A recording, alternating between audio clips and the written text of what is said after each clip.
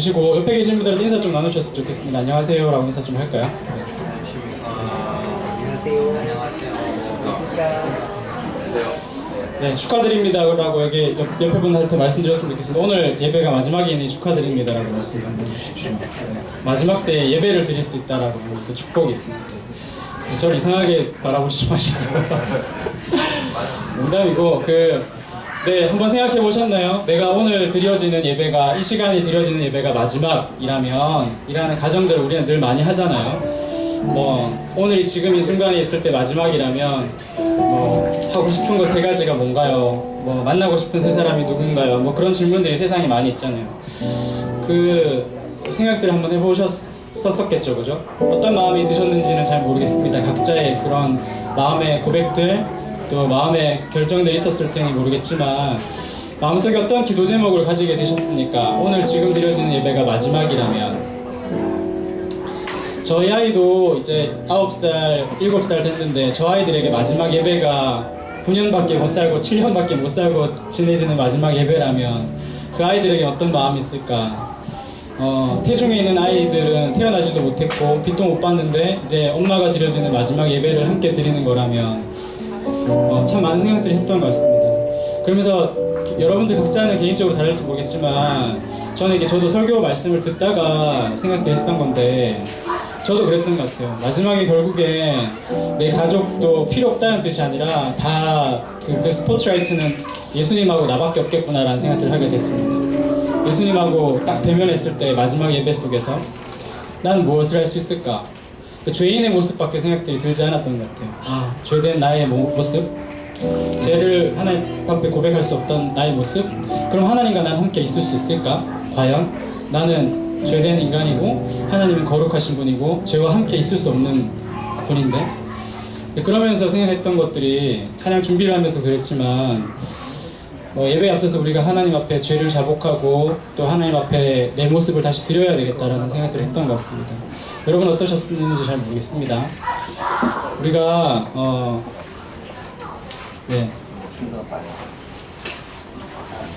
그래서 여러분들 생각해 보셨을 텐데 기도 제목들이 있으셨을 것 같아요. 어떤 기도로 할지, 어떤 태도로, 어떤 자세로 예배를 드려야 될지 다 마음이 있으셨을 테니 함께 찬양하고 기도할 때 그 마음 그대로를 가지면서 우리가 함께 찬양 드렸으면 좋겠습니다. 첫 번째 찬양은 539번입니다. 너 예수께 조용히 나가 내 모든 짐 내려놓고 라는 찬양인데요. 찾으셔가지고 가사를 한번 보세요. 찬양집 말고 찬송가입니다. 찬송가, 죄송합니다. 찬송가 539번 너 예수께 조용히 나가 찬양입니다. 가사가 이렇게 돼 있어요. 너 예수께 조용히 나가 내 모든 짐 내려놓고 주 십자가 사랑을 믿어 죄 사함을 받으라. 주 예수께 조용히 나가 내 마음을 쏟아놓으라. 늘 은밀히 보시는 주님 큰 은혜를 베푸시리라는 찬양이었습니다. 지금 이 시간은 찬양하고 기도하실 때 은밀하게 하나님과 대화하셨으면 좋겠어요. 내 안에 아직도 많은 죄들이 많고 그 모든 것들을 하나님께 내어놓기를 원합니다. 솔직하게 마음속으로 입으로 고백할 수 있는 시간이었으면 좋겠습니다. 우리가 조용히 하나님께 나갈 때 우리의 미약한 목소리라면 하나님은 늘 들으시는 분이시지 않습니까? 기도하는 마음으로 이 찬송을 함께 했으면 좋겠습니다. 너 예수께 조용히 나가.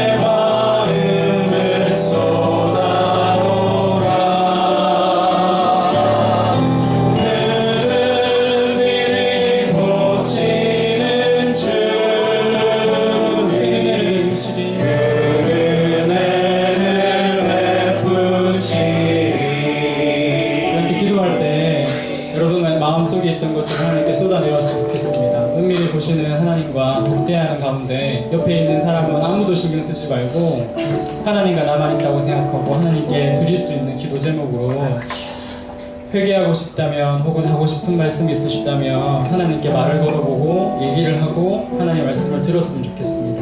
이 시간 그 하나님과 대화하는 시간 가질 수 있도록 하겠습니다.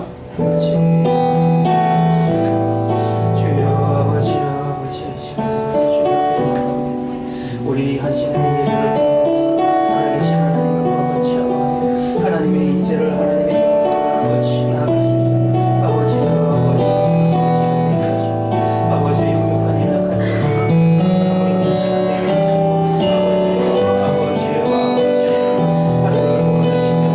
시간 아버지 성경의 그 마음을 아버지 살아계신 하나님 구원자 되신 성령 되신 하나님 만나는 시간을 되게 해서 주시옵소서.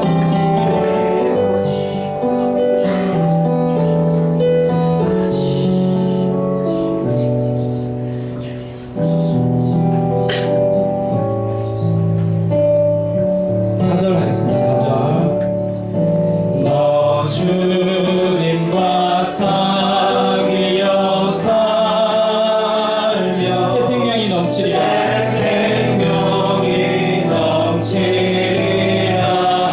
주 예수를 찾느니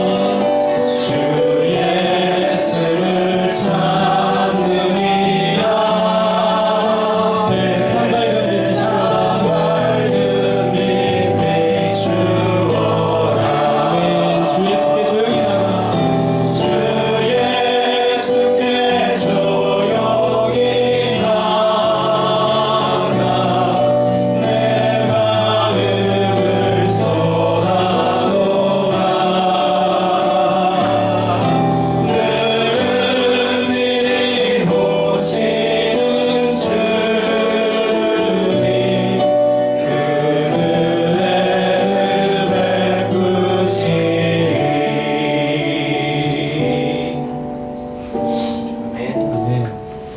네, 다음 찬양은 찬양집입니다. 6월절 어린 양의 피로라는 찬양인데요.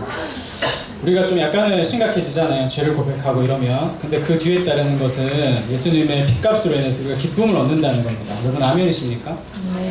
네, 찬양집입니다. 463번 6월절 어린 양의 피로. 또 기쁘게 우리가 찬양을 했으면 좋겠습니다. 그분의 핏값으로 살 수 있는 예배를 우리가 기쁘게 하나님 올려드렸으면 좋겠습니다.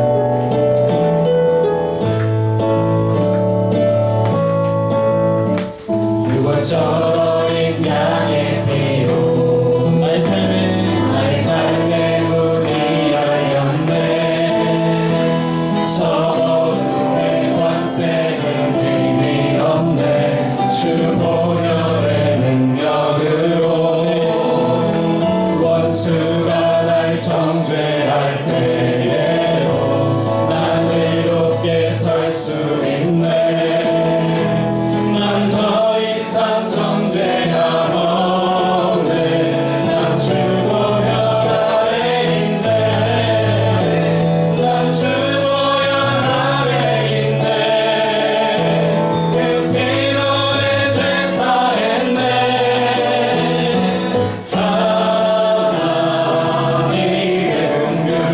날 거룩게 하시었네.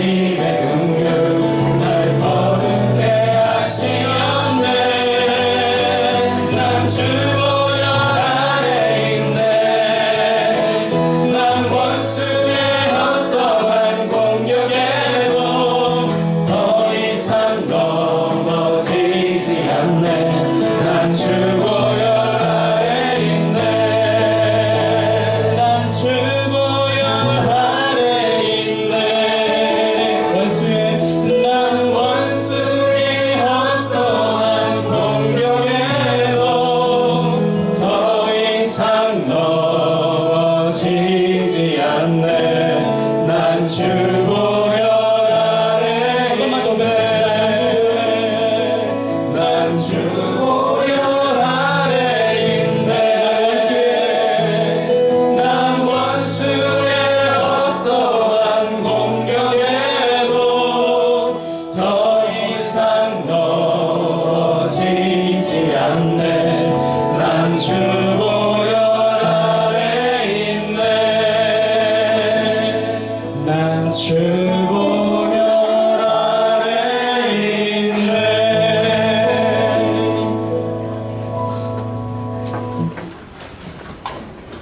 여호와는 나의 목자시니 내게 부족함이 없으리로다. 그가 나를 푸른 풀밭에 누이시며 실만한 물가로 인도하시는도다. 내 영혼을 소생시키시고 내 평생에 선하심과 인자하심이 반드시 나를 따르니니 내가 여호와의 집에 영원히 살리로다. 아멘. 우리 다 같이 일어나셔서 왕이신 나의 하나님을 고백하며 찬양하도록 하겠습니다.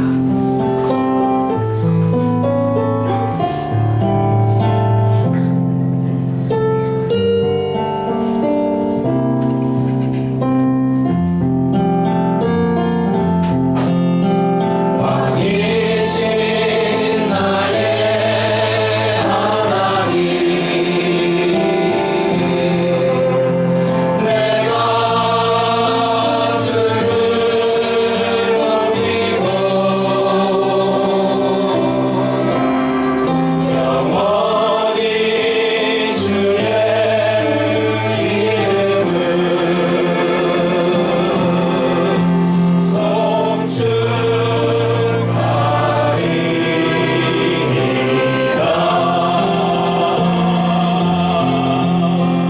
왕이신 나의 하나님,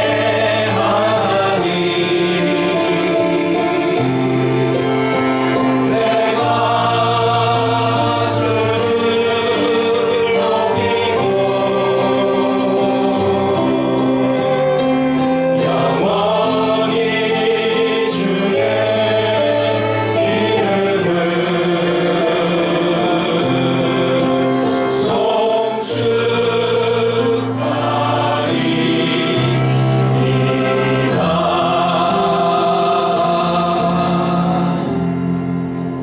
우리의 신앙을 고백하도록 하겠습니다.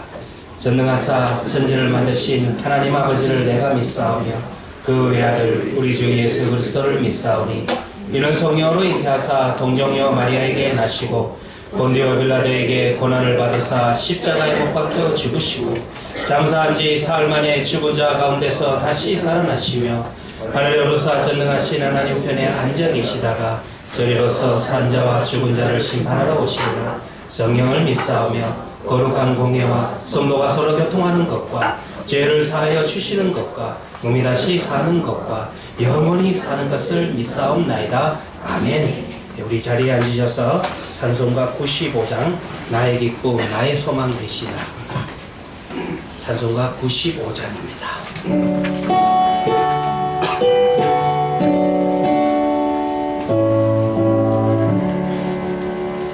나의 기쁨 나의 소망 되시며 나의 생명이 되신 주 방과 불러서 찬송을 드려도 늘 하신 말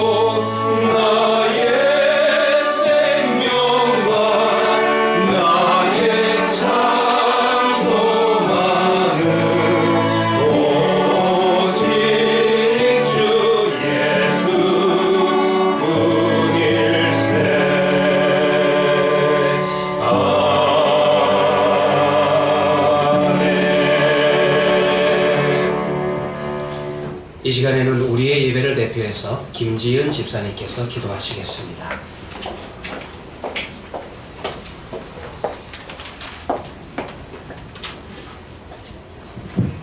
참 좋으신 하나님 아버지, 죄로 죽을 우리들에게 예수 그리스도의 십자가 사랑을 알게 하시고 하나님의 자녀로 불러주셔서 주일에 이렇게 모여 함께 예배드릴 수 있게 하신 은혜에 감사드립니다. 천지를 만드시고 하나님의 형상을 닮은 사람들을 만드셨으며 지금도 살아계셔서 이 세상을 주관하시는 하나님을 찬양합니다. 한 주간 세상 가운데 살아갈 때 하나님의 말씀에 순종하지 못하고 세상과 구별된 삶을 살지 못한 우리들을 용서하여 주시옵소서. 저희는 사랑이 부족하오니 예수님의 그 사랑으로 가족과 이웃들을 사랑할 수 있게 도와주시옵소서. 지금 우리 교회 공동체 안에 아픈 성도들과 아이들에게 건강과 마음의 평안을 허락하시고 또 임산부들과 태아를 온전히 보호하여 주시옵소서. 주님의 온전한 은혜 가운데 1년이 넘게 이 좋은 장소에서 예배드리고 있는데 장소를 제공한 요셉 성형외과를 축복하여 주시고 치료하는 모든 손길을 주님께서 주관하여 주시옵소서.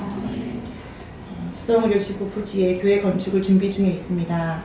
건축위원들에게 지혜를 더하시고 또 건축 설계사와 시공사 간의 대화와 협조가 잘 이루어지게 하셔서 같은 마음을 허락하시며 어린아이부터 장년층까지 예배를 드리고 교제를 나누고 성경 공부를 하기에 부족함이 없는 건물을 짓도록 인도하여 주시옵소서. 지금 다른 곳에서 예배드리고 있는 유치부와 유초등부 또 중고등부 주일학교를 위해 기도합니다. 다음 세대의 믿음을 위해 헌신하시는 종사님들과 여러 집사님들을 기억하시고 그 모든 손길들을 축복하여 주시옵소서. 우리의 아이들이 어린 나이에도 예수님을 향한 믿음과 사랑을 고백하는 아이들이 되게 하여 주시옵소서. 말씀으로 이 공동체를 세워나가는 이경실 목사님을 축복하시고 그 입술을 하나님께서 주관하셔서 온전한 하나님의 말씀을 전할 수 있게 도와주시옵소서. 저희가 후원 중에 있는 또 네팔 사역 중인 지대강 정의아 선교사님이 삶으로 또 말씀으로 그 땅 가운데 하나님의 사랑을 전하게 하여 주시옵소서. 하나님, 이 시간이 예배 가운데 우리의 상한 심령이 회복되게 하시고 또 말씀이신 하나님을 만나는 시간이 되게 하여 주시옵소서. 이 모든 기도 예수 그리스도의 이름으로 기도합니다. 아멘.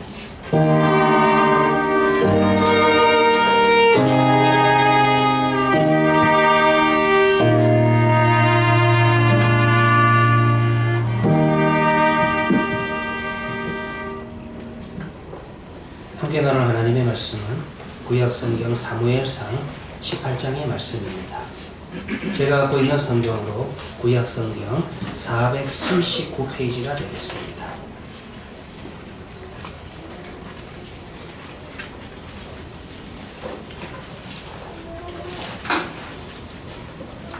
사무엘상 18장 5절 말씀부터 10절 말씀까지입니다. 봉독해 드리도록 하겠습니다. 다윗은 사울이 보내는 곳마다 가서 지혜롭게 행하며 사울이 그를 군대의 장으로 삼았더니 온 백성이 합당히 여겼고 사울의 신하들도 합당히 여겼더라. 무리가 돌아올 때 곧 다윗이 블레셋 사람을 죽이고 돌아올 때 여인들이 이스라엘 모든 성읍에서 나와서 노래하며 춤추며 소고와 경세를 가지고 왕 사울을 환영하는데 영들이 뛰놀며 노래하여 이르되 사울이 죽인 자는 천천히요 다윗은 만만해로다 한지라. 사울이 그 말에 불쾌하여 심히 노하여 이르되 다윗에게는 만만을 돌리고 내게는 천천만 돌리니 그가 더 얻을 것이 나라 말고 무엇이냐 하고 그날 이후로 사울이 다윗을 주목하였다. 그 이튿날 하나님께서 부리시는 악령이 사울에게 힘있게 내리매 그가 집안에서 정신없이 떠돌아다니므로 다윗이 평일과 같이 손으로 수금을 타는데 그때 사울의 손에 창이 있는지라. 아멘. 이 시간에는 우리 금년도 신입 여집사님들의 찬양이 있겠습니다. 김지수 집사님, 김혜미 집사님, 박성은 집사님, 백장미 집사님, 최혜원 집사님, 우리 5 집사님의 찬양이 있겠습니다.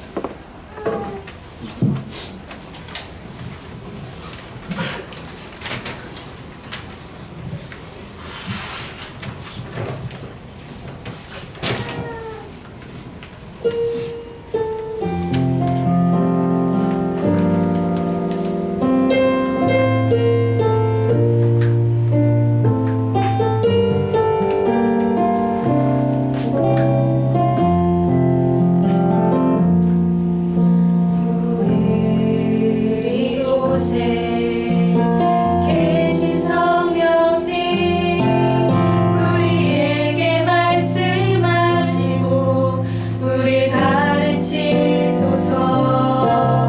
같이 우리만 열어주시고 주의 빛으로 밝혀 우리를 인도하소서.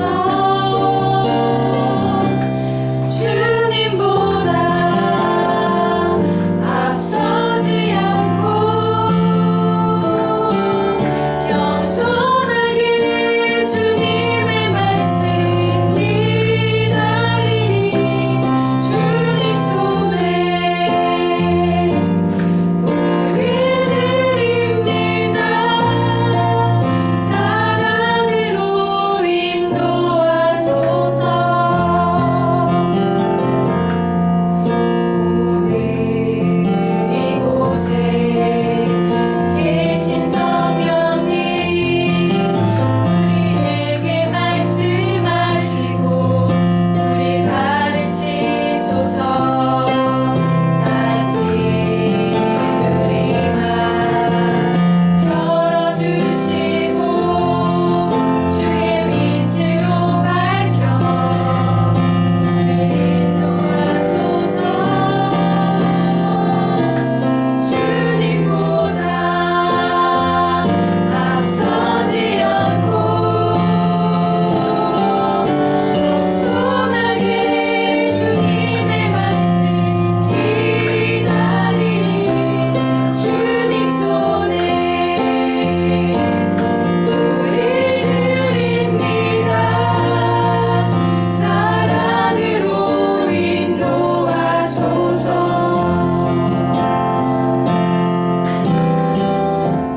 창조하신 모습 떠난 우리를 예수님 함께 믿으소서. 주님보다 앞서지 않고 겸손하게 주님의 말씀 기다리니 주님 손에 우리 드립니다. 사랑으로 인도하소서. 사랑으로 인도하소서.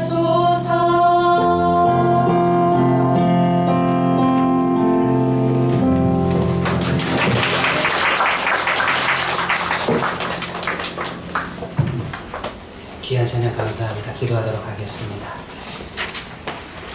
하나님 감사합니다. 주의 몸된 교회에서 교회를 섬기기 위해서 주님의 일을 더 헌신하기 위해서 귀한 직분 받은 우리 신임 여집사님들 찬양했습니다. 이 찬양의 고백처럼 주님보다 앞서지 않고 주님의 생각과 주님의 뜻대로 주의 교회를 섬기며 하나님의 일들을 해나갈 수 있는 우리 직분자들 되게 하여 주시옵소서. 그러할 때에 주님이 주시는 더 큰 은혜와 더 큰 보람과 더 큰 기쁨을 그들의 심령 속에 새기며 나아갈 수 있는 귀하고 복된 한 해가 되게 하여 주시옵소서. 은혜 주시고 주여 능력 더하여 주시옵소서. 우리 예배를 들으시고 우리 예배를 받아 주시옵시고 이 시간 말씀하여 주시고 하나님을 만나는 시간이 되게 하여 주시옵소서. 우리의 본자 되시는 예수님의 이름으로 기도합니다. 아멘. 제가 12년 동안 모셨던 목사님께서 교육자 회의를 할 때마다 특별히 이제 교구를 맡고 있는 신방을 맡고 있는 목사님들에게 늘 이제 하신 말씀이 있었어요. 이제 신방을 가면은 그 집에 가서 뭐 쓸데없는 이야기 하지 마라. 뭐 가서 어이 집 크네요. 몇 평입니까? 텔레비가 큽니다. 몇 인치입니까? 그런 거 묻지 마라. 그런 이야기를 다 하셨습니다. 저는 뭐 교구를 맡은 목사는 아니었지만은 목사님 옆자리에서 12년 동안 그 이야기를 끊임없이 들었던 것 같아요. 제가 교인 가정에 이제 신방을 간 적이 있습니다. 그 가정에 신방을 가니까 눈에 뭐가 들어오냐 하면은 텔레비가 딱 들어오는 거예요. 굉장히 크더라고요. 그래서 물었습니다. 몇 인치인데? 75인치래요. 얼만데? 목사님 이게 직구를 했기 때문에 굉장히 쌉니다. 직구 후회 하는데 신방한다는 생각은 완전히 사라지고 직구하는 방법에 대해서 듣기 시작을 했습니다. 이번 주에 무슨 일이 있었냐면 텔레비를 딱 켰는데 텔레비가 안 나오는 거예요. 전기가 안 들어오는 겁니다. 그래가지고 이게 뭐 리모컨이 잘못됐나, 리모컨에 배터리도 갈아보고 그리고 뒤에 있는 수동 스위치로도 켜보는데 전혀 전기가 안 들어오는 겁니다. 야, 큰일 났네. 이거 어떡하냐. 그래도 텔레비가 있어야 되잖아요. 제가 기도와 말씀에만 전무하는 건 아니거든요. 그래서 전기를 뽑았다가 꽂았는데도 안 되는 겁니다. 그래가지고 인터넷을 검색해보기 시작했어요. 그때 봤던 그 텔레비전 75인치면 가격을 이제 확인하기 시작을 했습니다. 그 다음날 돼가지고 그럼에도 불구하고 한 번 더 체크를 하자. 그래가지고 전기를 뽑았다가 한 반나절 정도 지났습니다. 한 하루 반나절 정도 지나가지고 저녁에 이렇게 꽂으니까 텔레비가 들어오는 거예요. 정상 작동하는 거예요. 근데 기쁘지가 않은 거예요.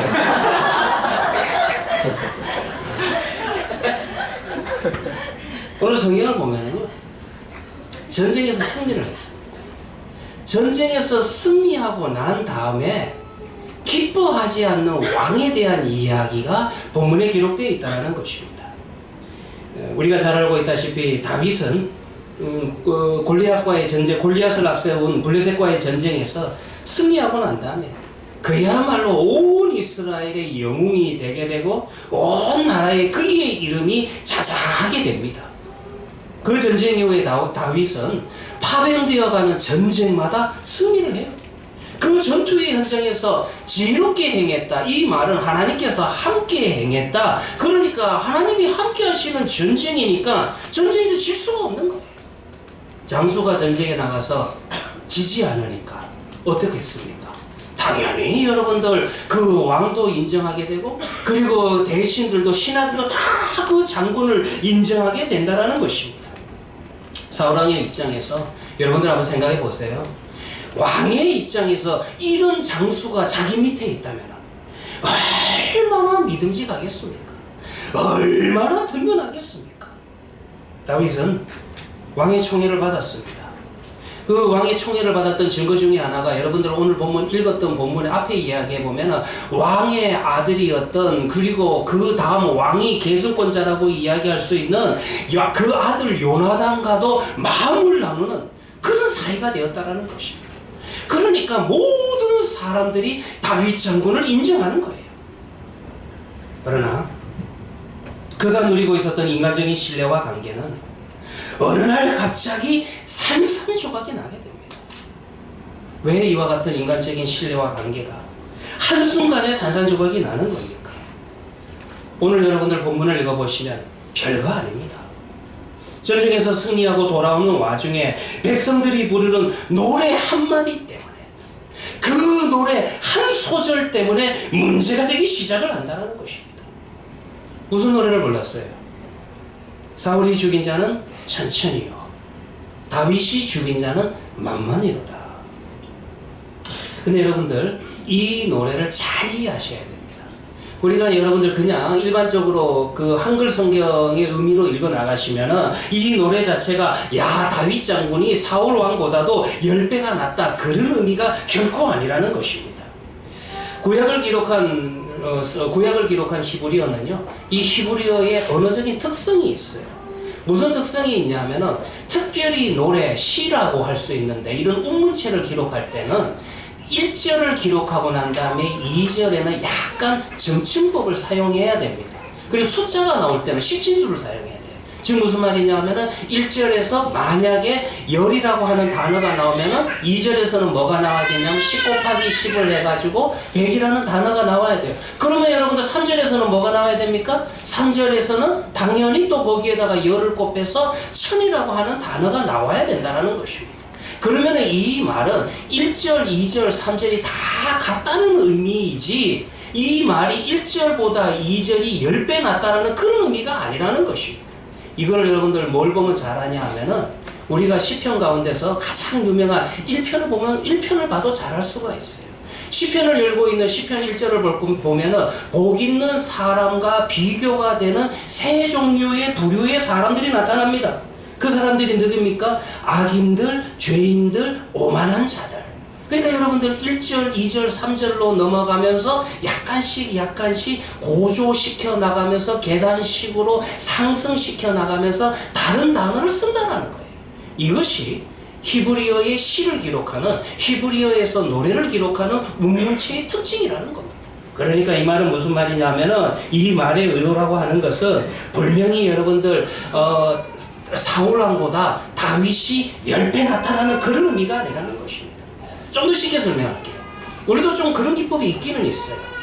예를 들어서 1절에서 여러분들 한라산이 나옵니다. 그러면 2절에서는 무슨 산을 이야기하는 게 좋을까요? 백두산을 이야기하는 게 좋겠죠? 그러면 여러분들 한라산과 백두산은 같다. 전체를 의미하는, 우리나라 국토 남북한 전체를 의미하는 그런 의미에서 1절에서 한라산을 이야기하면 2절에서는 자연스럽게 우리나라 사람들의 정서상 백두산이 2절에서 나타나게 된다는 것입니다. 그렇기 때문에 여러분들 1절에서 1000이라는 단어를 쓰면은 2절에서는 당연히 뭐가 나와야 된다? 숫자적으로 만이라고 하는 단어가 나와야만 된다는 것입니다. 다시 한번 말씀드립니다. 다윗이 사울보다 10배 낫다. 그런 의미 절대 아니었어요. 이 의미는 뭡니까? 정말 우리나라를 지키는 사울 왕과 다윗 장군은 마치 한라산과 백두산처럼 우리나라를 지키는 든든한 두 개의 기둥이다. 그런 의미로서 이 노래를 불렀다는 것입니다. 그리고 지금 이 노래를 부른 사람들이 왜 이 노래를 모여서 이 노래를 부른 이유가 어디 있어요? 누구 때문에 모였습니까? 6절에 정확하게 나오죠. 6절에 볼 것 같으면은 왕 사울을 환영하는데 다윗 장군을 환영하기 위해서 모인 것이 아니라 그래도 사울 왕을 환영하기 위해서 이들이 모여서 노래를 불렀다라는 것입니다. 그러나 어찌된 영문인지 사울의 생각은 다릅니다. 사울이 여러분들 히브리 사람이잖아요. 이 히브리의 언어의 특성을 몰랐을까요? 이 노래가 여러분들 1절과 2절이 그런 식으로 나가야 된다는 것을 몰랐을까요? 우리보다도 훨씬 더 잘 알고 있었을 것입니다. 그런데 사울의 생각은 어찌된 영문인지 내가 1절에서 언급이 되고 난 다음에 왜 다윗 장군이 2절에서 언급되느냐? 이것 자체에 주목하기 시작을 했다는 것입니다. 뭐가 기분 나쁜 거예요? 나만 그냥 노래하지. 왜 다윗 장군도 같이 노래하는데? 왜 나와 다윗을 같은 위치에 놓고 있는데? 왜 나와 다윗을 비교하고 있는데? 그렇다면은 지금 다윗 장군을 나와 비교한다는 그 자체만으로도 이제 그러면은 다음에 다윗이 내 왕위를 노리지 않겠느냐? 네 자리를 노리지 않겠느냐? 이런 쓸데없는 생각을 하게 됐다는 것입니다. 성경을 보면은요, 사울 왕도 처음에는 다윗을 정말 사랑했습니다. 그러니 여러분들 자기 딸을 줘서 사위로 삼았을 거 아닙니까?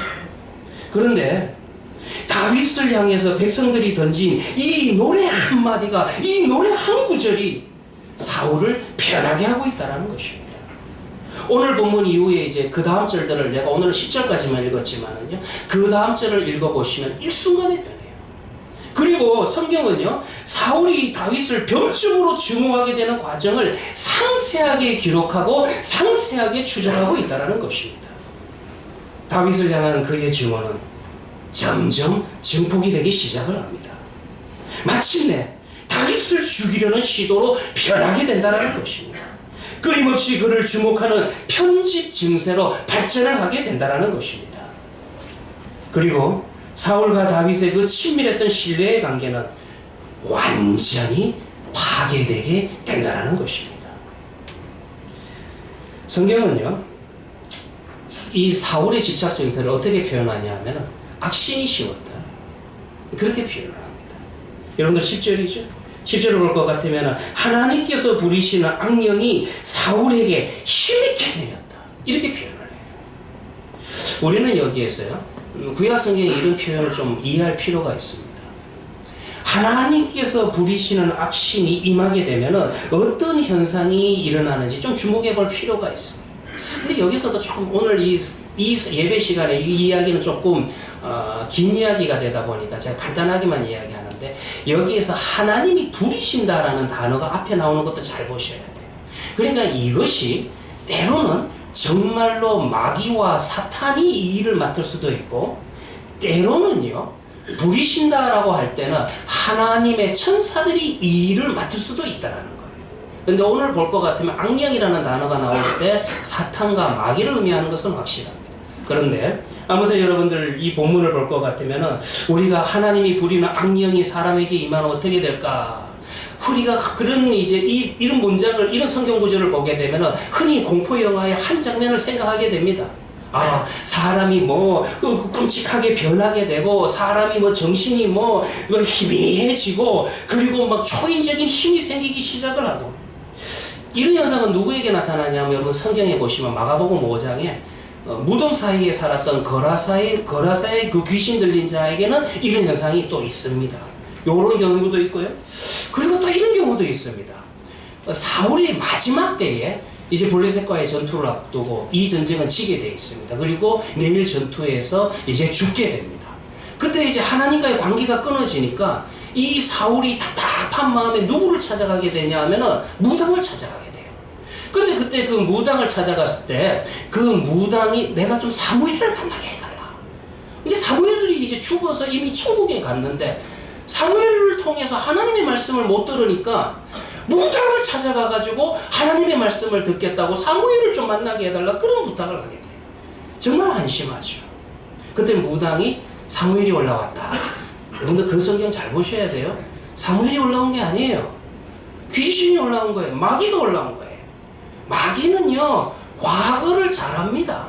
자기가 사무엘의 현상인 척 그 흉내를 내는 거예요. 그래서 과거에 사무엘과 사울과 하는 그 사이에 있었던 이야기도 마귀는 잘 알고 있어요. 이런 이야기를 한번 했을 거예요. 그러니 사울이 거기에 홀랑 속아요.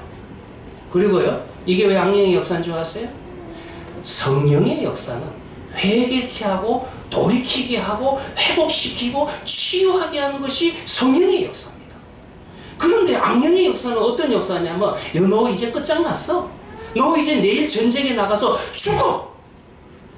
이런 이야기를 하는 게 악령의 역사라는 거예요. 그래서 여러분들 이런 이야기를 통해서 보면 또 하나 악령이 임할 때 어떤 증상이 나오냐 하면은 과거를 잘 알아맞히고, 그리고 또 그 사람에 대해서 저주성, 그런 이야기들을, 아주 악당들, 그런 이야기를 많이 하는 것이 또 악령의 또 다른 특징이라는 것입니다. 그런데 오늘 본문을 보시면 우리는 악신이 임했을 때 또 다른 현상이 있는 것을 알 수가 있다는 것입니다. 그 현상은 뭡니까?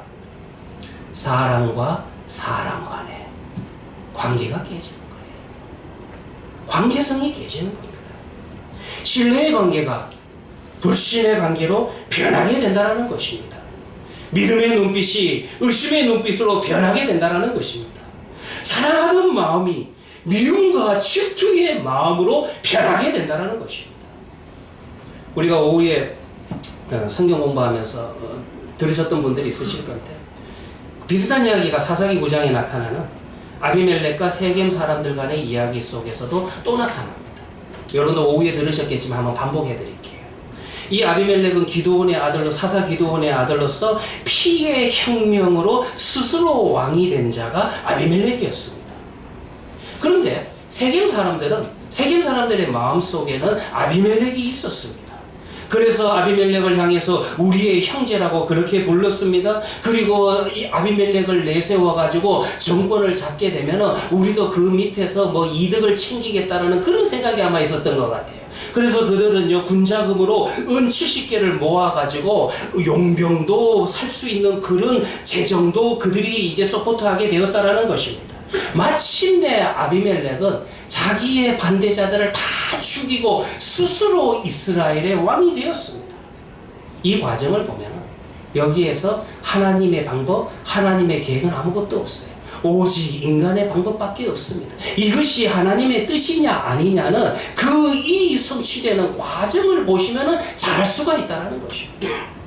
이와 같은 악한 생각과 행동을 심판하시기 위해서 하나님께서 행하신 방법이 뭡니까?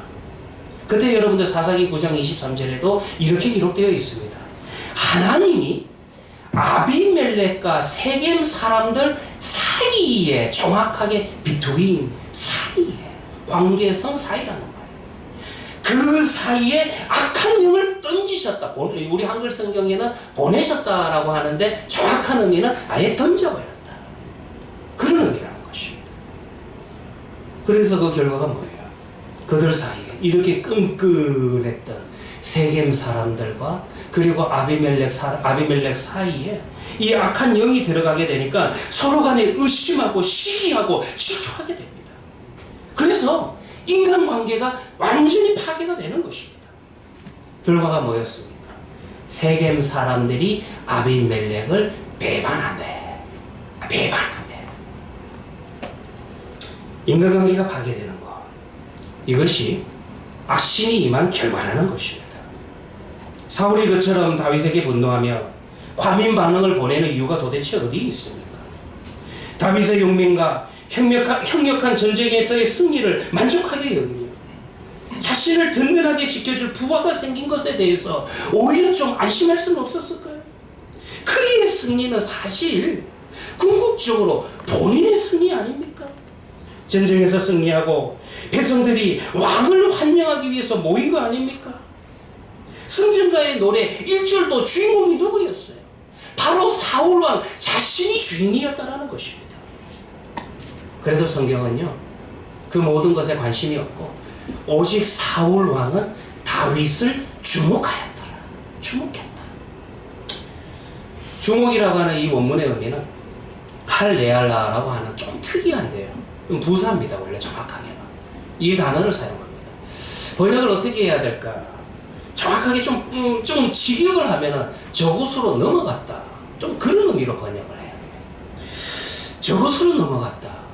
도대체 뭐가 넘어간 건가? 그의 생각과 그의 감정이 넘어간 거예요. 그래서 이거를요, 우리 개역개정보다는 새번역이 조금 더 번역을 잘하고 있는데, 새번역 성경을 볼 것 같으면 어떻게 번역을 하냐면 시기하고 의심하기 시작했다. 감정이 넘어가면 그 다음 시기하고 의심하기 시작을 하는 것입니다. 왜 사울이 이렇게 된 겁니까? 이를 위해서 우리는 좀 사울의 과거를 좀 살펴볼 필요가 있습니다. 사실 사울도요, 스스로 왕이 된 게 아닙니다. 여러분들이 사무엘상을 읽어보시면 하나님께서 선지자 사무엘을 보내서 그 선지자 사무엘이 사울 왕의 머리에 기름을 부어서 하나님의 말씀과 하나님의 뜻에 따라서 사울을 왕으로 세웠다는 것입니다. 그런데 사울에게는 참 이상한 증상이 하나 있습니다. 사무엘상 여러분들 10장을 보면은요, 이제 정식으로 왕위에 오르는 백성들에 의해서 왕으로 추대되는 과정이 사무엘상 10장에 기록되어 있습니다. 그런데 이렇게 왕위에 추대되고 왕위에 오르는 그 즉위식에도 사울을 찾을 수가 없었어요. 어디 있었냐 하면은 백성들 사이에 숨어 있는 거예요. 너무 소극적인 겁니다. 우리는 이 사무엘상 10장을 읽을 때도요, 이렇게 또 읽을 수는 있어요. 야, 이 사람이 정말 겸손한 사람이구나. 그러니까 왕이 되어서 왕위에 즉위하는 순간에도 이렇게 숨어있는 사람이구나. 이게 여러분들 겸손한 건지 아니면 믿음이 부족한 건지 한번 생각해 보시기를 바랍니다. 왕으로 추대되는 그 순간에도 하나님의 말씀이 이루어졌다. 하나님께서 나를 왕으로 세우셨다라는 그와 같은 은혜에 대한 기쁨보다는 일부에서 물론 백성들 사이에 이런 이야기가 있었어요. 야, 저 사람이 무슨 왕이냐? 보니까 뭐 왕이 될 만한 자질이 아닌 것 같은데, 좀 부족한 것 같은데. 그런 사람들의 부정적인 이야기가 있었다라는 것입니다. 자신을 불신하는 비난이 있었다라는 거예요. 그런데 사람들이 자신을 비난하는 그 말에 더 신경을 쓰고 그냥 사람 사이에 숨어버린 거예요. 이때 사울의 마음속에는, 사울의 생각 속에는 하나님의 세우심과 하나님의 말씀이 더 중요합니까? 아니면 사람들이 하는 이야기가 더 중요합니까? 사울에게는 사람들의 평가, 사람들의 이야기가 하나님의 세우심, 하나님의 뜻보다 훨씬 더 중요하게 기록되어 있다는 것입니다. 나중에 왕이 되고 난 다음에 사울은요, 선지자 사무엘로부터 꾸중을 들은 적이 있어요. 전쟁을 앞두고 있습니다. 이스라엘의 전쟁은 여호와의 전쟁이니까 반드시 선지자나 제사장을 기다렸다가 그리고 예배를 드리고 난 다음에 제사를 드리고 난 다음에 전쟁하러 나가야 돼요. 그런데 이거 전쟁하러 가야 되는데 사무엘 선지자가 안 오는 거예요. 그걸 기다리다 못해가지고 본인이 스스로 제사를 드리게 된다는 것입니다. 여기에서도 또 하나, 그리고 나중에 또 다른 이야기도 하나 있는데, 이제 또 사울과 같은 경우는 전쟁을 하다가 무슨 일이 있냐면 하나님께서 블레셋과의 전쟁에서 승리를 약속하십니다. 그래가지고 이제 그게 또 14장의 이야기인데, 이 전쟁에서 승리를 막 거두기 시작을 해요. 그런데 거기서도요, 여러분들 전쟁을 할 때는 먹어야 됩니까? 굶어야 됩니까? 당연히 여러분들 병사들이 지금 이 전쟁을 하는데 먹으면서 전쟁해야 되지 않겠어요? 그런데 14장에 보면은 사울은 쓸데없는 또 이 소원을 합니다. 이제 승리하고 있는데 블레셋을 완전히 승리하기 전까지는 이 복수를 갚기 전께는 부하들을 향해서 뭐라고 이야기하냐면 아무도 먹지 마! 금식을 선언하는 거예요. 하나님이 이미 전쟁에 대한 승리의 약속을 주셨는데 오히려 먹고 그 약속의 말씀을 붙들고 믿음으로 전쟁에 나가서 승리하면 되는 건데, 그 지금 전쟁의 승리의 증거를 지금 보여주고 계시는데 그 와중에 쓸데없는 소원을 하는 겁니다. 그러니 백성들이, 신하들이, 그 군사들이 먹지를 못해가지고 힘이 빠져가지고 전쟁을 못 치고, 결국 한마디로 이야기하면 사울에 대한 이야기들 제가 몇 가지만 좀 말씀을 드렸는데, 사울은요 내성적이고 소극적입니다. 또 자신감이 없습니다. 무엇보다도 하나님께서 자신에게 주신 그 자리, 하나님이 세우신 그 자리에 대한 자신감이 없는 거예요. 자신감이 없으니까 초조해지니까 자제력을 잃게 되죠. 결국 좀 기다리지 못해서 스스로 하지 않아야 될 말과 행동들을 하게 된다는 것입니다. 결국 여러분들 오늘 본문도 마찬가지입니다. 다윗을 향한 그 분노는 다윗의 문제가 아니라 사울 자신의 문제라는 것입니다. 사울 자신의 내면의 문제라는 것입니다. 자신감이 없으니까 뭐를 가져요? 우리가 사용하는 심리학적인 표현으로 열등감을 가지게 돼요. 열등감은요, 그 다음 뭐로 발전을 하게 됩니까? 시기와 의심으로 나아가기 시작을 하는 겁니다.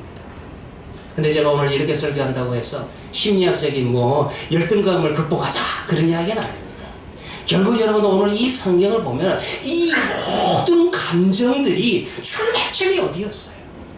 다른 게 아니잖아요. 믿음의 부족. 믿음이 부족한 겁니다.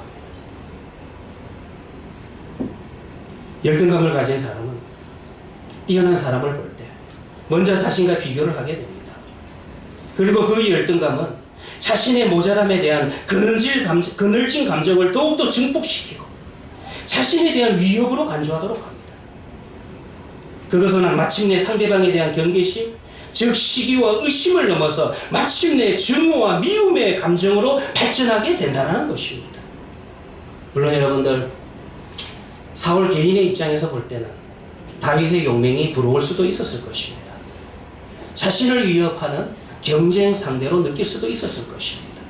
두려운 감정이 생길 수도 있었을 것입니다. 그러나요, 본인은 왕이에요. 그 자리도 여러분들 누가 세우신 자리예요? 하나님이 세우신 자리 아닙니까? 그리고 다윗의 현재 위치는 그의 부하 장수였다라는 것입니다. 전쟁이 잘한다고 해가지고 왕의 자리를 넘볼 수 있는 것은 아닙니다. 무엇보다도 가장 중요한 것은 그는 하나님이 세우신, 하나님으로부터 기름 부음 받은 왕이었다라는 것입니다. 하나님이 그를 그 자리에 세우셨다라는 것입니다. 제가 이미 앞에서도 언급해 드린 것처럼 결국 여러분들 모든 문제는 믿음의 부족, 믿음의 문제라고 제가 언급을 했습니다. 생각해 보시기를 바랍니다. 세상 나라의 관점에서 볼 때 세상의 왕은 힘이 있어야 그 자리에 오르고 그 자리를 유지할 수 있습니다. 따라서 백성들의 충성심을 이끌어내기 위해서는 권력과 힘에 대한 것을, 권력이나 힘을 배경으로 해야지만이 충성심을 유지할 수 있다는 것입니다. 그러나 이거는 세속적인 관점이에요. 세상 나라의 방법이라는 거예요. 하나님 나라의 방법은 뭡니까? 여러분들, 하나님 나라의 방법, 그 방법이 구약의 이스라엘을 모형으로 나타내 보여주는 것이요, 그 하나님 나라의 방법이 바로 신약 시대에는 교회를 중심으로 해가지고 여러분들 우리에게 모형을 보여주고 있는 것입니다. 우리는 그렇게 살아서는 안 되는 족속들이라는 것이. 하나님 나라의 방법이 뭡니까? 하나님 나라의 방법은 지금 세속의 왕의 그런 자리, 그 왕의 자리를 유지할 수 있는 방법, 그런 것과는 완전히 다른 겁니다. 완전히 다른 거예요. 그 자리는 항상 기억해야 됩니다. 하나님이 세우신 자리다.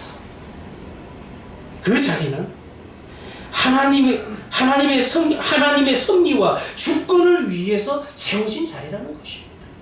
항상 우리는 어느 자리에 있든지 간에, 어느 위치에 있든지 간에 하나님의 주권이 무엇인지, 하나님이 이끄시는 하나님의 섭리가 무엇인지 그것을 잘 묵상해야 된다는 것입니다.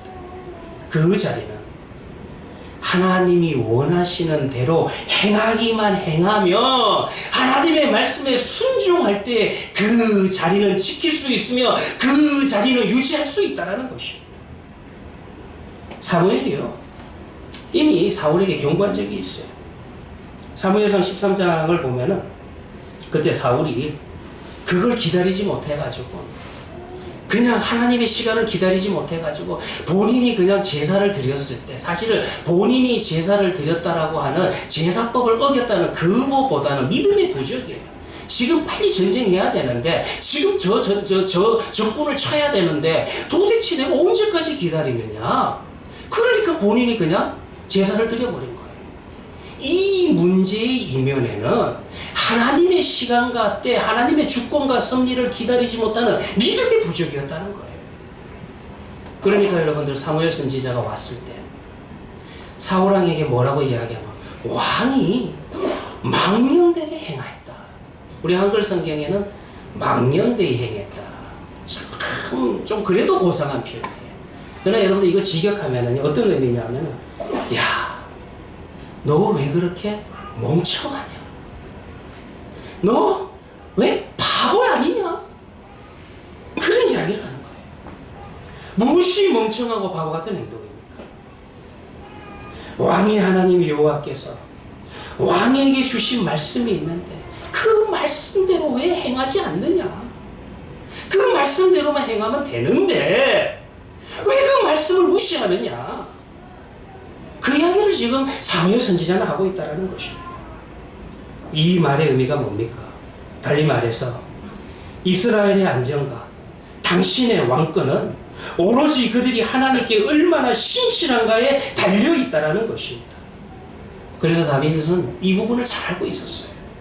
그래서 그는 나중에 여러분들 성경 사무엘서를 읽어보시면은 사울을 죽일 수 있는 기회가 물론 성경에 더 있었는지는 모르겠지만은 사무엘 하에는 2번이나 반복적으로 기록을 하고 있습니다. 그러나 그는 자신이 사울을 감히 어쩔 수 없으면 그가 하나님으로부터 기름 부음을 받은 인물이기 때문에 하나님이 세우신 분이기 때문에 하나님께 맡긴다. 내 스스로 복수할 수 없다. 내가 죽일 기회가 되었다고 해서 주로의 찬스가 왔다고 해서 내가 그를 죽여서는 안 된다. 그렇게 여러분들 양보하고 있다는 것입니다. 이것이 다윗과 사울의 차이점이라는 거예요. 여기서 여러분들 우리는 문제의 본질로 좀 돌아가 봅시다. 만약 사울 왕이 자신의 왕위가 오로지 하나님과의 관계성 속에서 유지된다는 사실을 철저하게 알고 깨달았다면, 그래도 그가 왕권에 대한 불안감으로 인해서 지금 오늘 본문에 나타나는 것처럼 다윗을 미치도록 시기하고 의심했을까요? 너무 여러분들, 우리 하나님 나라에 속한 자들은 하나님 나라의 방법, 하나님의 주권과 섭리를 영의 시각으로 좀 보시기를 바랍니다. 너무 여러분들 세상 나라의 관점들, 육의 시각을 가지고 여러분들 판단하는 것에서 벗어나야 된다는 것입니다. 우리 육신이라고 하는 것도 마찬가지입니다. 이 육신이라고 하는 것, 때로는 우리 마음속에 있는 감정이라고 하는 것이 이게 여러분들 정확한 것 같아도 정확하지 않습니다. 얼마나 과장하고 증폭하는 그런 성질이 있습니까? 한 가지 예를 들어 볼까요? 우리가 여러분들 육신이라고 하는 것도 바느질을 하다가, 뭐 요즘 저는 바느질 해본 적이 오래됐지만 저 옛날에 총각 때 자취할 때 저도 바느질 해봤습니다. 바느질을 하다가 뭐 실력이 없다 보니까 손가락을 찔렀어요. 그냥 피 한 방울 조금 났습니다. 야, 그런데요, 얼마나 아프던지 온몸이 다 아픈 거예요.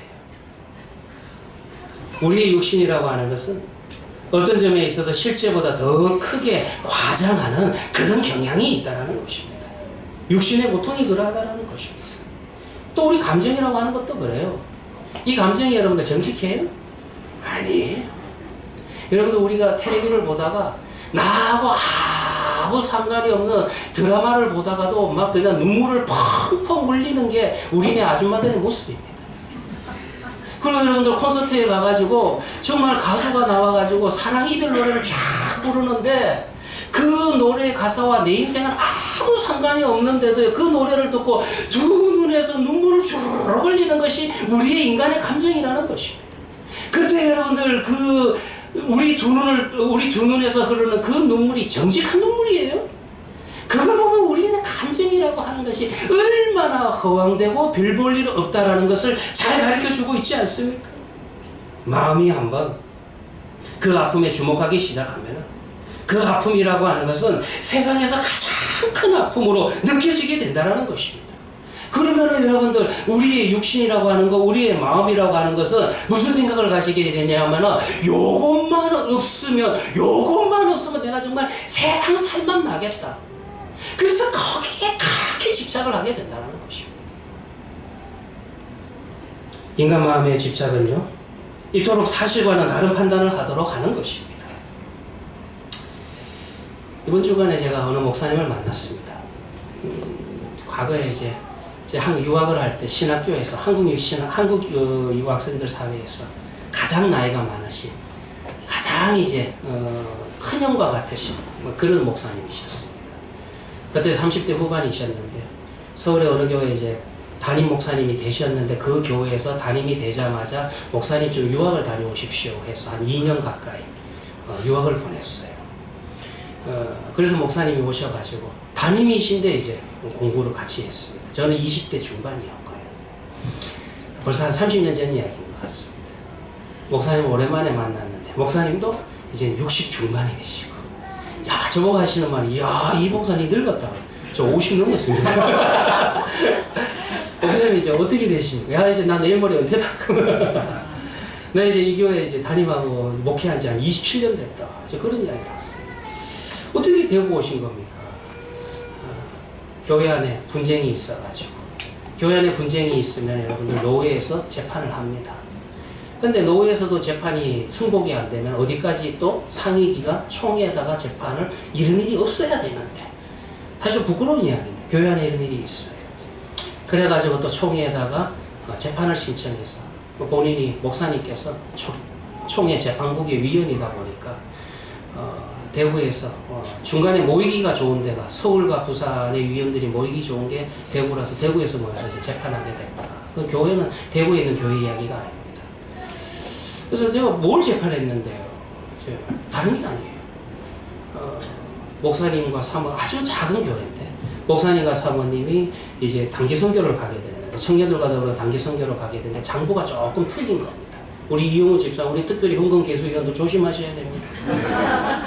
그래서 여러분들 뭐냐 하면은 그 비행기 값을 예를 들면 100만 원을 신청했는데 나중에 실질적으로 나간 거는 110만 원이 나간 겁니다. 물론 그건 오차였어요.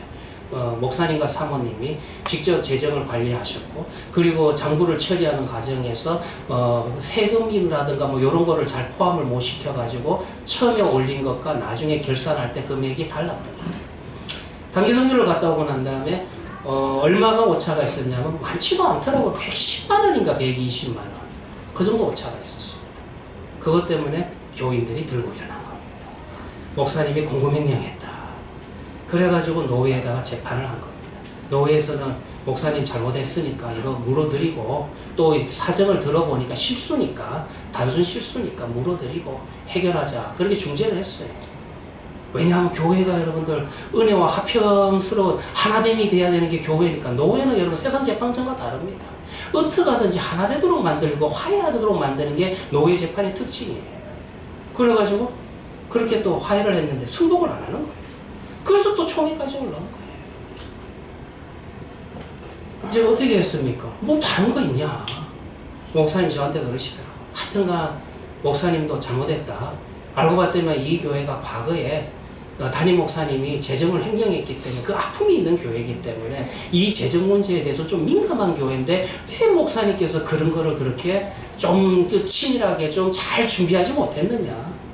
그래서 목사님도 좀 야단을 치고 그리고 교인들도 야단을 좀 치고 화해해라. 그래도 하나가 되어서 주의 몸된 교회를 섬기고 주의를 해나가야 되지 않겠냐. 총회에서 내려와서 그렇게 화해를 시켰는데 마지막에 화해가 됐습니까? 라고 물으니까 뭐라 그러냐 하면은 우리는 절대 성공 못합니다. 이제 세상법정에 가서 공금횡령으로 소송 걸겠습니다. 그럼 목사님께서 저한테 무슨 이야기를 하시냐면 참 이게 자기 서울에서까지 내려와서 이렇게 재판을 했는데 허무함을 느끼시는 거예요. 그래도 어떻게 하든지 교회를 세우기 위해서 성도들을 도와주기 위해서 목사님을 도와주기 위해서 그 바쁜 시간을 내서 여기까지 와서 정말 그렇게 도와주는데 왜 이 도움을 뿌리칠까? 교회가 뭔지 그리고 하나님의 말씀이 무엇인지 본질을 여러분들 우리는 잊어서는 안 된다는 겁니다. 비슷한 이야기가 여러분들 요한복음 8장에도 있죠. 그 요한복음 8장에 보면 서기관과 바리새인들이 현장에서 가늠한 여인을 끌고 옵니다. 여기서 여러분들 이 서기관과 바리새인들이 왜 이 여인을 끌고 예수님 앞에 온 이유가 뭐예요? 그 율법학자들이 간음에 대한 7계명에 대한 모세의 율법 하나님의 말씀을 몰라서 지금 그거를 알기 위해서 예수님 앞에 온 거예요. 그리고 끌고 오려면 좀 성경 잘 보시면은요 왜 여자만 끌고 옵니까? 여자 혼자 간음할 수 있습니까? 남자는 어디 있어요? 남자는 없고 여자만 끌고 왔습니다. 그들에게는 법집행에 대한 진지함과 엄격성에 대한 모습도 없어요. 그들에게는 한 여인의 생명에 대한 인식이 없어요. 지금 오직 하나 예수님을 잡기 위해서 이 여자가 죽든 말든 상관이 없어요. 그들에게는 하나님의 말씀이 뭔지 하나님께서 주신 이 말씀 계명과 율례와 규례가 뭔지 그 진정한 의도를 알고 싶지도 않다는 거예요.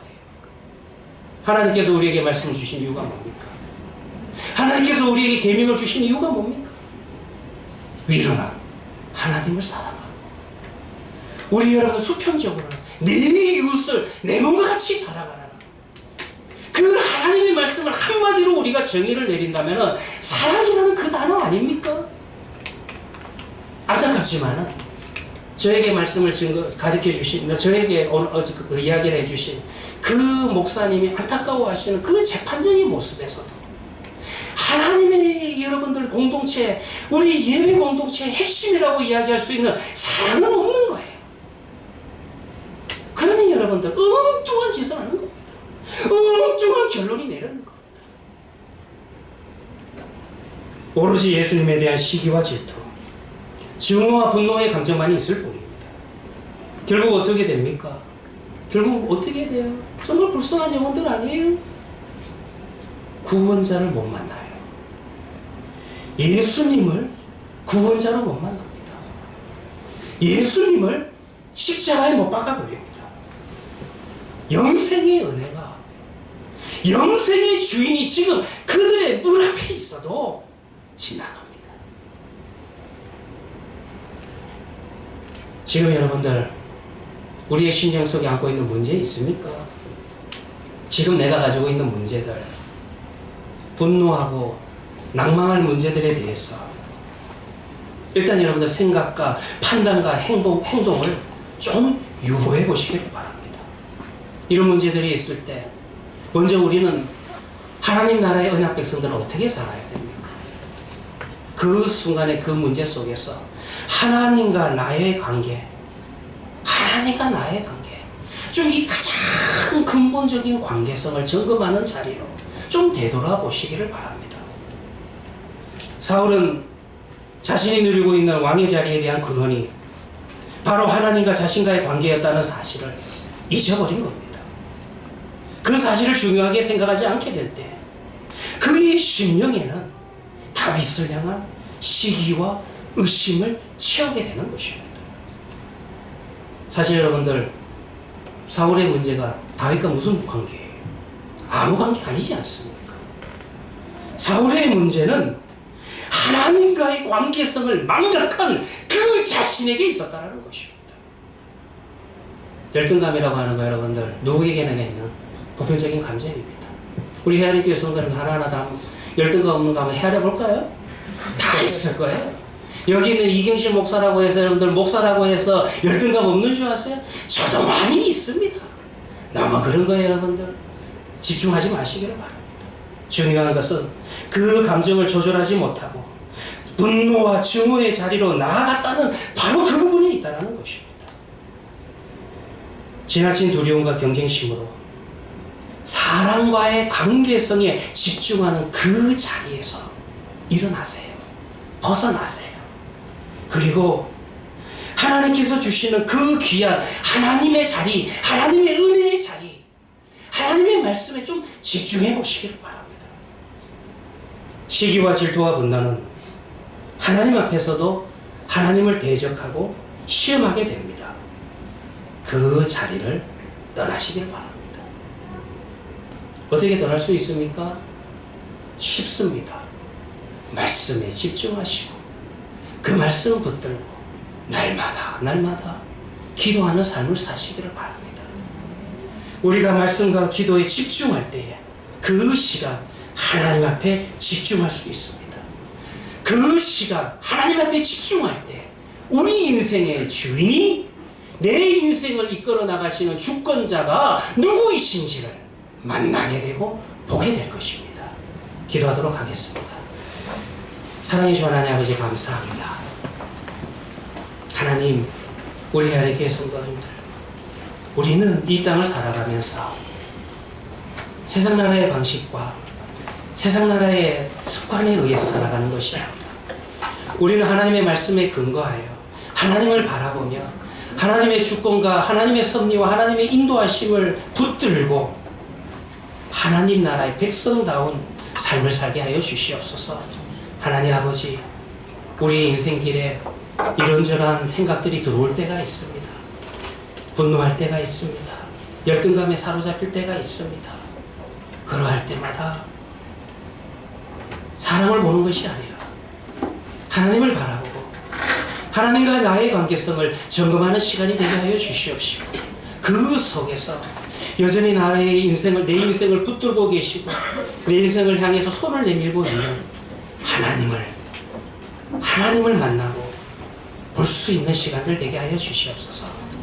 예수님의 이름으로 기도합니다. 아멘. 우리 찬송가 456장입니다. 찬송가 456장입니다.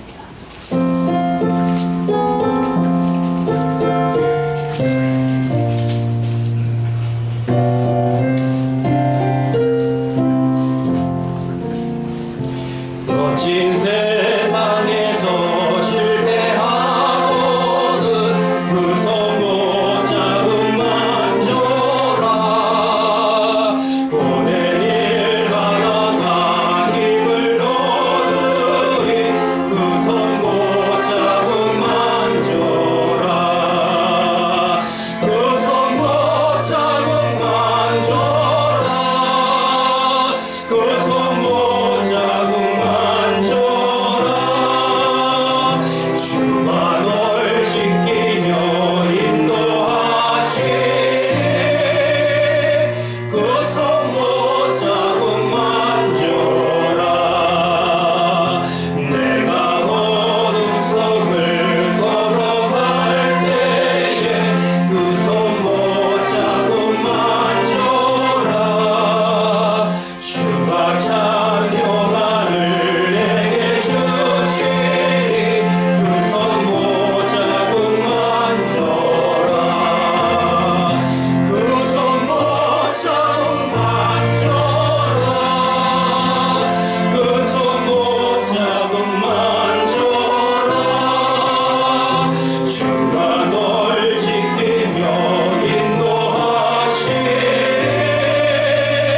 그 손목 자국만 줘라. 내가 그 아래 주 따라가려면 그 손목 자국만 줘라.